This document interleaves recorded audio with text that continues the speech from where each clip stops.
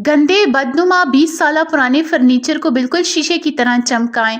और इतना आसान, बिल्कुल भी कोई खर्च नहीं है, बिल्कुल भी कोई मेहनत नहीं है। ऐसे समझाऊंगी कि पहली दफ़ा भी आप करेंगे तो खुद को प्रो समझने लग जाएंगे।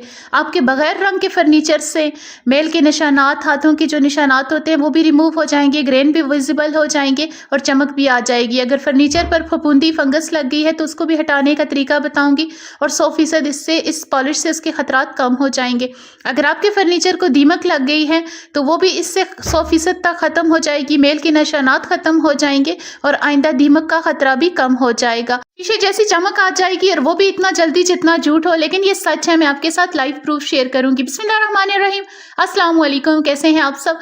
फर्नीचर पर अगर पानी के हार्ड निशानात लग जाएं वो भी एक ही कोट से हल हो जाएंगे। तो वीडियो बहुत ज़बरदस्त होने वाली है। चैनल पर न्यू है तो चैनल को सब्सक्राइब कर दें और वीडियो पसंद आने की सूरत में वीडियो को लाइक कर दीजिएगा।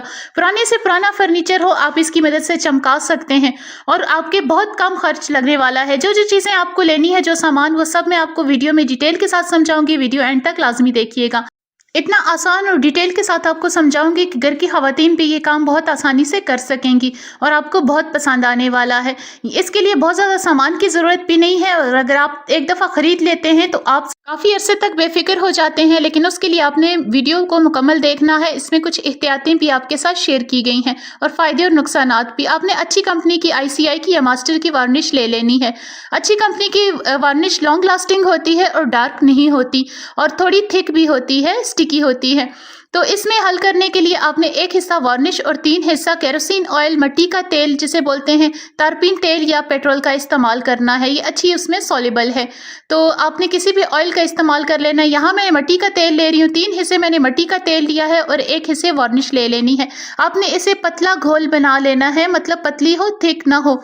थिक हैंडल करना मुश्किल होती है, पतली आपने कर लेनी है और 3 से 4 कोट कर लेने हैं, तब तक आपका मतलूबा रिजल्ट ना आए। इसे शेक नहीं करना, लेकिन यहाँ पर कैमरा ऑन था और मेरे पास कोई स्टिक नहीं थी। आपने इसे किसी स्टिक या किसी वुडन, किसी स्पैचुला की मदद से हिलाना होता है वार्निश को। ये पहली एहतियात है। वार्निश को मलमल के कपड़े या ब्रश की मदद से लगाया जाता है। जिस एरिया पे आपने पॉलिश करनी हो उसको क्लीन होना बहुत ज़रूरी है, डस्ट वगैरह ना हो। और जिस एरिया में आप कर रहे हो वो भी डस्ट फ्री हो, उधर से डस्ट ना आती हो, क्योंकि ये स्टिकी होती है तो इस पे डस्ट आसानी से चिपक जाती है। जब मेल के निशानात होते हैं ये ट्रांसपेरेंट होने की वजह से विजिबल हो जाते हैं इस पे निशानात। और जिस जगह पे करनी हो वहाँ पे पॉलिश ना हुई हो। ये वुड पे सिर्फ कलर किया हुआ है, पॉलिश नहीं है। आपने एक ही डायरेक्शन में अप्लाई करनी है, लेफ्ट टू राइट या राइट टू लेफ्ट, और एक हाथ को दोबारा रिपीट नहीं करना। जब एक दफ़ा आप लगा लेंगे वो कोट ड्राई होगा तो आप दूसरा कोट उस पर कर सकते हैं। डायरेक्शन को उसी वक्त रिपीट करने से ये स्टिकी होती है, स्क्रैचेस पड़ जाते हैं और दोबारा से ये कपड़े के साथ लगकर हट सकती है। तो एक कोट को लगाएं और उसको ड्राई होने दें, उसके बाद दूसरा कोट लगाएं। इससे बहुत अच्छी सी और बहुत जल्दी एक ग्लास लुक आ जाती है। आप देख सकते हैं कि एक कोट से ही विजिबल रिजल्ट आ रहे हैं। तो ये जो पानी के हार्ड निशानात होते हैं, मेल के निशानात होते हैं, उसको बहुत इजीली ये रिमूव कर लेती है और बहुत आसानी से आपका फर्नीचर एक शीशे की तरह चमकने लग जाता है। एक लेयरिंग बना देती है, मतलब इसके ऊपर कोटिंग हो जाती है, बैरियर बन जाता है, तो ये वाटर प्रूफ हो जाता है। फिर इस पे पानी लकड़ी को डैमेज भी नहीं करता और रुकता भी नहीं है। इससे जो हार्ड वाटर के स्टेन्स होते हैं वो भी इजीली रिमूव हो जाते हैं। लेकिन वार्निश जो है वो पेंट पे नहीं होती, डीको पेंट पे नहीं होती, मेटल पे नहीं की जा सकती। सिर्फ उस वुड पे आप कर सकते हैं जिस पे पहले पॉलिश ना हो। अगर पॉलिश के ऊपर करना है तो रेगमाल की मदद से पहले आपने पुरानी पॉलिश को हटाना होगा।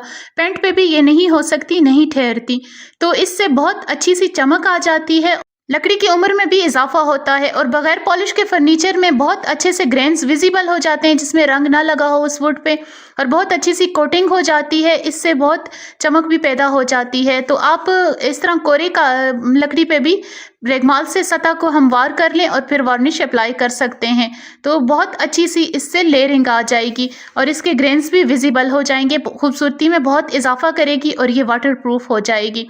तो वार्निश के कुछ डिसएडवांटेजेस भी हैं। अगर अच्छी कंपनी की आप वार्निश नहीं लेते तो ये वक्त के साथ डार्क होती जाती है और ये लॉन्ग लास्टिंग भी नहीं होती। कुछ अरसे बाद आपने ये प्रोसेस रिपीट करना होता है, लेकिन उसके बाद, उससे पहले आपने, अगर ये स्केलिंग कर रही है, छोटे छोटे टुकड़ों में उठ रही है, तो आपने रेगमाल मारकर उस सारे को उठा देना है, सतह को हमवार कर देना है और दोबारा से आपने वार्निश करनी है। कुछ अरसे बाद इसे रिपीट करना पड़ता है, इसकी भी जो चमक है ख़त्म हो जाती है।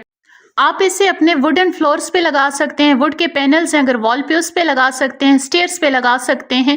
इसके अलावा आप अपनी कैबिनेट्स में किचन की जो वाटरप्रूफ करना चाहें वहाँ लगा सकते हैं। अपने फ्रिज पे थिक लेयर एक वार्निश की बगैर कोई ऑयल मिक्स किए आप लगा सकते हैं, रस्ट से महफूज रहेगा फ्रिज। या आपकी प्लाईवुड के जो किचन कैबिनेट्स होते हैं आप उसे वाटरप्रूफ करना चाहें तो थिक लेयर वार्निश की लगा सकते हैं, जिससे ये वाटरप्रूफ हो जाती है, प्लाईवुड फूलती नहीं है, पानी से महफूज रहती है। वार्निश को मिट्टी के तेल में अगर मिक्स करके दीमक वाली जगह पर लगाया जाए तो दीमक का भी खात्मा हो जाता है और आइंदा के लिए खतरा भी टल जाता है। और इसके अलावा फंगस वाली जगह पे भी मिट्टी के तेल से फंगस को क्लीन करके यहाँ पर भी अगर वार्निश लगाई जाए तो आइंदा फंगस नहीं लगती, लकड़ी वाटरप्रूफ हो जाती है। उम्मीद है वीडियो अच्छी लगेगी। अगली वीडियो तक के लिए अल्लाह हाफिज।